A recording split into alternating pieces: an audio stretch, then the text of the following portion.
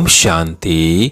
आज 21 अक्टूबर 2024 की साकार मुरली।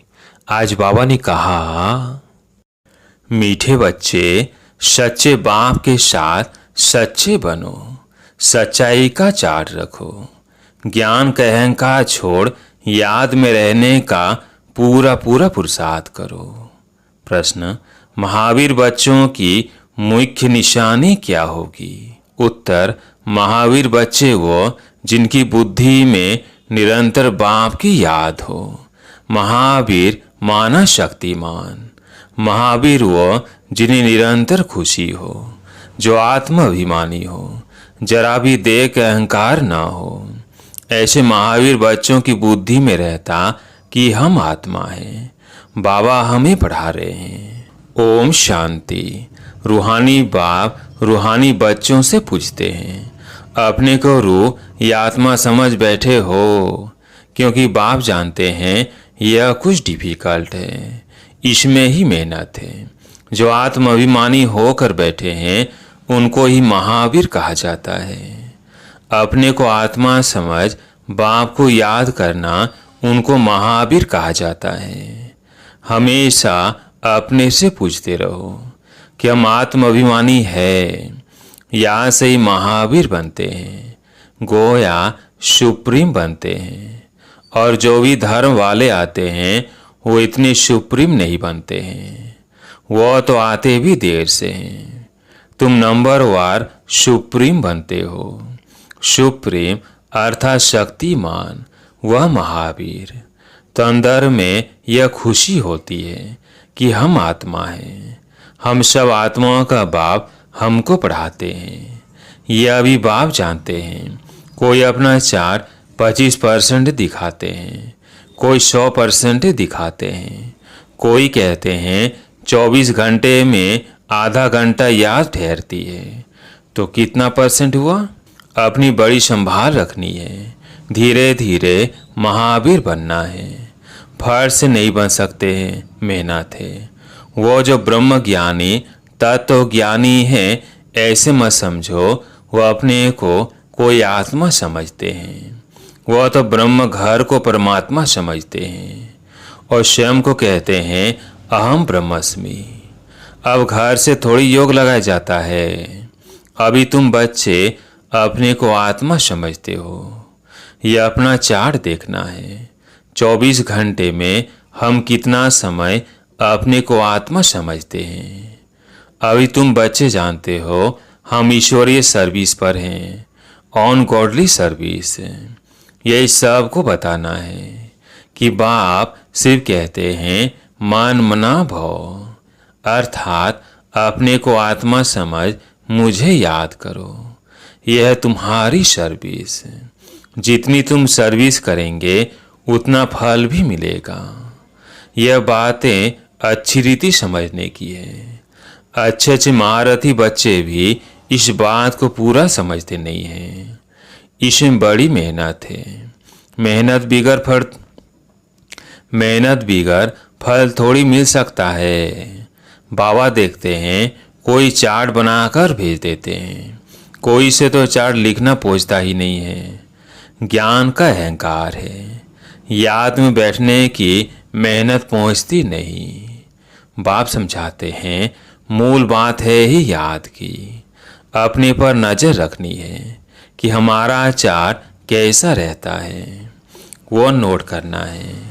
कई कहते हैं चार्ट लिखने की फुर्सत नहीं। मूल बात तो बाप कहते हैं अपने को आत्मा समझ अलाप को याद करो।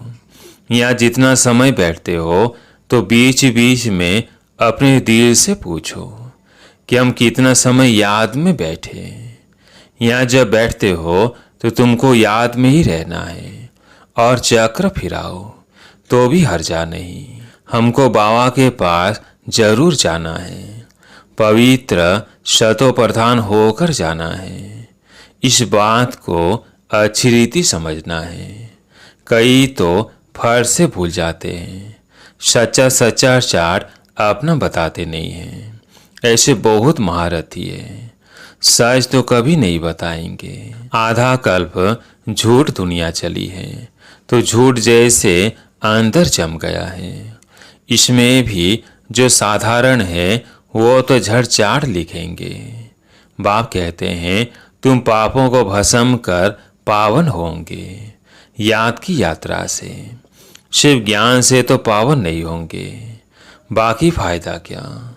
पुकारते भी हो पावन बनने के लिए, उसके लिए चाहिए याद। हर एक को सच्चाई से अपना चार्ट बताना चाहिए। यहाँ तुम पौना घंटा बैठे हो तो देखना है पौने घंटे में हम कितना समय अपने को आत्मा समझ बाप की याद में थे। कईयों को तो सच बताने में लज्जा आती है, बाप को सच नहीं बताते। वह समाचार देंगे, यह सर्विस की, इतनों को समझाया, यह किया, परंतु याद की यात्रा का चार्ट नहीं लिखते। बाप कहते हैं याद की यात्रा में न रहने कारण ही तुम्हारा कोई को तीर नहीं लगता है। ज्ञान तलवार में जौहर नहीं भरता है। ज्ञान तो सुनाते हैं, बाकी योग का तीर लग जाए वह बड़ा मुश्किल है। बाबा तो कहते हैं पौने घंटे में 5 मिनट भी याद की यात्रा में नहीं बैठते होंगे। समझते ही नहीं है कि कैसे अपने को आत्मा समझ और बाप को याद करें। कई तो कहते हैं हम निरंतर याद में रहते हैं। बाबा कहते हैं ये अवस्था अभी हो नहीं सकती। अगर निरंतर याद करते फिर तो कर्मातीत अवस्था आ जाए, ज्ञान की प्रकाष्ठा हो जाए। थोड़ा ही किसको समझाने से बहुत तीर लग जाए। मेहनत है ना, विश्व का मालिक कोई ऐसे थोड़ी बन जाएंगे। माया तुम्हारी बुद्धि का योग कहाँ का कहाँ ले जाएगी। मित्र संबंधी याद आते रहेंगे। किसको बिलाए जाना होगा तो सब मित्र संबंधी स्टीमर, एरोप्लेन आदि ही याद आते रहेंगे। बिलाए जाने की जो प्रैक्टिकल इच्छा है वो खींचती है। बुद्धि का योग बिल्कुल टूट जाता है और कोई तरफ बुद्धि न जाए। इसमें बड़ी मेहनत की बात है। सिर्फ एक बाप की याद रहे, यह देह भी याद न आए। यह अवस्था तुम्हारी पिछाड़ी को होगी। दिन प्रतिदिन जितना याद की यात्रा को बढ़ाते रहे इसमें तुम्हारा ही कल्याण है। जितना याद में रहेंगे उतना तुम्हारी कमाई होगी। अगर शरीर छूट गया फिर यह कमाई तो कर नहीं सकेंगे। जाकर छोटा बच्चा बनेंगे तो कमाई क्या कर सकेंगे। भला आत्मा ये संस्कार ले जाएगी, परंतु टीचर तो चाहिए ना जो फिर स्मृति दिलाए। बाप भी स्मृति दिलाते हैं ना। बाप को याद करो, यह सिवाय तुम्हारे और कोई को पता नहीं है कि बाप की याद से ही पावन बनेंगे। वह तो गंगा स्नान को ही ऊंच मानते हैं, इसलिए गंगा स्नान ही करते रहते हैं। बाबा तो इन सब बातों का अनुभवी है ना। इसने तो बहुत गुरु किए हैं। वो स्नान करने जाते हैं पानी का। यहाँ तुम्हारा स्नान होता है याद की यात्रा से। सिवाय बाप की याद के तुम्हारी आत्मा पावन बन ही नहीं सकती। इनका नाम ही है योग, अर्थात याद की यात्रा। ज्ञान को स्नान नहीं समझना, योग का स्नान है। ज्ञान तो पढ़ाई है, योग का स्नान है जिससे पाप करते हैं। ज्ञान और योग दो चीजें हैं। यहाँ से ही जन्म जन्मांतर के पाप भस्म होते हैं। बाप कहते हैं इस याद की यात्रा से ही तुम पावन बन शतो प्रधान बन जाएंगे। बाप तो बहुत अच्छी रीति समझाते हैं। मीठे मीठे बच्चों, इन बातों को अच्छी रीति समझो, यह भूलो नहीं। याद की यात्रा से ही जन्म जन्मांतर के पाप कटेंगे। बाकी ज्ञान तो है कमाई। याद और पढ़ाई दोनों अलग चीज है। ज्ञान और विज्ञान। ज्ञान माना पढ़ाई और विज्ञान माना योग अथवा याद। किसको ऊंच रखेंगे, ज्ञान या योग? याद की यात्रा बहुत बड़ी है, इसमें ही मेहनत है। स्वर्ग में तो सब जाएंगे। सतयुग है स्वर्ग, त्रेता है सेमी स्वर्ग। वहाँ तो इस पढ़ाई अनुसार जाकर विराजमान होंगे। बाकी मुख्य है योग की बात। प्रदर्शनी और म्यूजियम आदि में भी तुम ज्ञान समझाते हो, योग थोड़ी समझा सकेंगे। सिर्फ इतना कहेंगे, अपने को आत्मा समझ बाप को याद करो। बाकी ज्ञान तो बहुत देते हो। बाप कहते हैं, पहले पहले बात ये बताओ कि अपने को आत्मा समझ बाप को याद करो। इस ज्ञान देने के लिए ही तुम इतने चित्र आदि बनाते हो। योग के लिए कोई चित्र की दरकार नहीं है। चित्र सब ज्ञान की समझाने के लिए बनाए जाते हैं। को आत्मा समझने से देह का अहंकार बिल्कुल टूट जाता है। ज्ञान में तो जरूर मुख चाहिए वर्णन करने के लिए। योग की तो एक ही बात है, अपने को आत्मा समझ बाप को याद करना है। पढ़ाई में तो देह की दरकार है। शरीर बिगड़ कैसे पढ़ेंगे, वह पढ़ाएंगे। पतित पावन बाप है तो उनके साथ योग लगाना पड़े ना, परंतु कोई जानते नहीं है। बाप खुद आकर सिखलाते हैं। मनुष्य को कभी सिखला ना सके। बाप ही कहते हैं, मुझे याद करो। इसको कहा जाता है परमात्मा का ज्ञान। परमात्मा ही ज्ञान का सागर है। यह बड़ी समझने की बातें हैं। सबको यही बोलो कि बेहद के बाप को याद करो। वह बाप नई दुनिया स्थापन करते हैं। वो समझते नहीं कि दुनिया स्थापन होनी है। जो भगवान को याद करे, ध्यान में भी नहीं है तो ख्याल करे ही क्यों, यह भी तुम जानते हो। परम पिता परमात्मा शिव भगवान एक ही है। कहते भी हैं ब्रह्मा देवताए नमः, फिर पिछाड़ी में कहते हैं शिव परमात्माए नमः। वो बाप है ही ऊंचते ऊंच, परंतु वो क्या है यह भी नहीं समझते। और पत्थर ठीकर में है, फिर नमक काहे की। अर्थ रहित बोलते रहते हैं। यहाँ तो तुमको आवाज से परे जाना है, अर्थात निर्वाण धाम, शांति धाम में जाना है। शांति धाम सुख धाम कहा जाता है। वो है स्वर्ग धाम। नरक को धाम नहीं कहेंगे। अक्षर बड़े सहज हैं। क्राइस्ट का धर्म कहाँ तक चलेगा, यह भी उन लोगों को कुछ पता नहीं। कहते भी हैं क्राइस्ट से 3000 वर्ष पहले पैराडाइज था, अर्थात देवी देवताओं का राज्य था। तो फिर 2000 वर्ष क्रिश्चियन का हुआ। अब फिर देवता धर्म होना चाहिए ना। मनुष्यों की बुद्धि कुछ काम नहीं करती।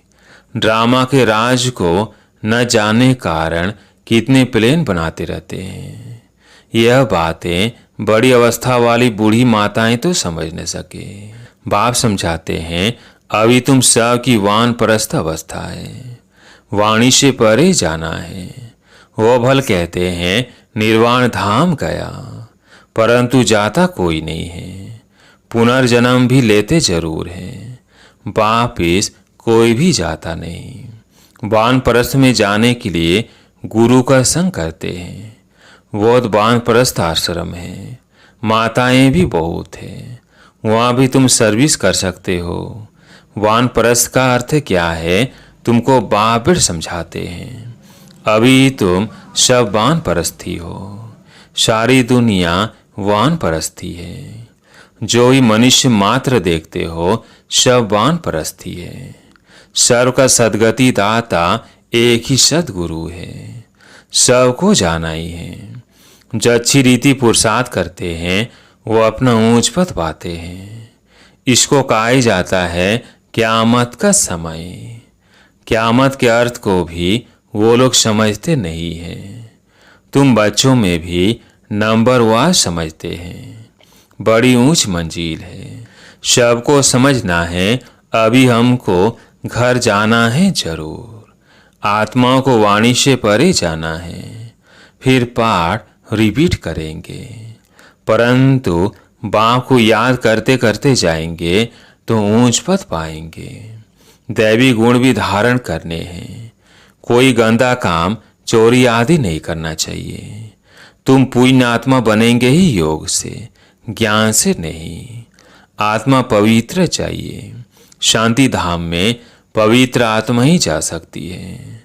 सब आत्माएं वहाँ रहती है, अभी आती रहती है। अब बाकी जो भी होगी वो यहाँ आती रहेंगी। तुम बच्चों को याद की यात्रा में बहुत रहना है। यहाँ तुमको मदद अच्छी मिलेगी। एक दो का बल मिलता है ना। तुम थोड़े बच्चों की ही ताकत काम करती है।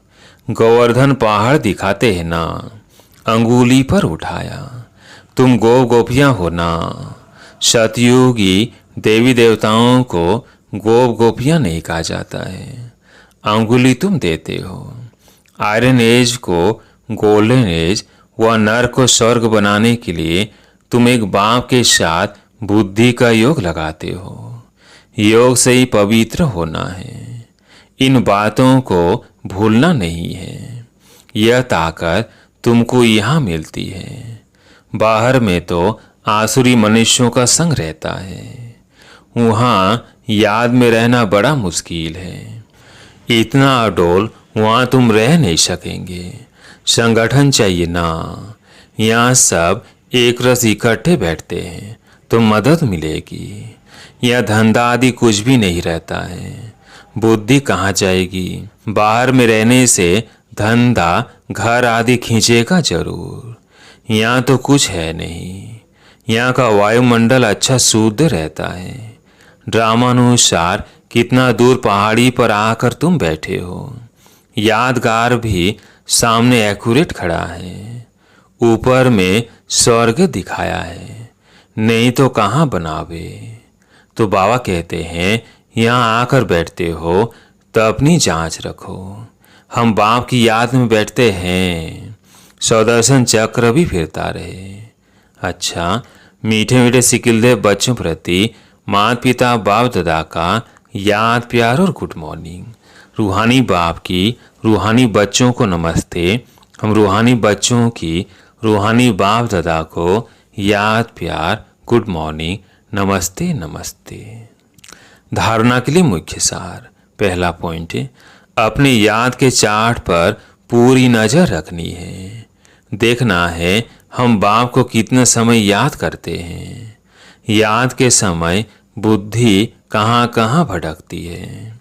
दूसरा पॉइंट है, इस क़यामत के समय में वाणी से परे जाने का पुरुषार्थ करना है। बाप की याद के साथ दैवी गुण भी जरूर धारण करने हैं। कोई गंदा काम, चोरी आदि नहीं करना है। आज प्यारे मीठे बाबा का वरदान, व्यर्थ व डिस्टर्ब करने वाले बोल से मुक्त डबल लाइट अव्यक्त फरिश्ता भव। अव्यक्त फरिश्ता बनना है तो व्यर्थ बोल जो किसी को भी अच्छे नहीं लगते हैं उन्हें सदा के लिए समाप्त करो। बात होती है दो शब्दों की, लेकिन उसे लंबा करके बोलते रहना यह भी व्यर्थ है। जो 4 शब्दों में काम हो सकता है वह 12 से 15 शब्दों में नहीं बोलो। कम बोलो, धीरे बोलो। यह स्लोगन गले में डालकर रखो।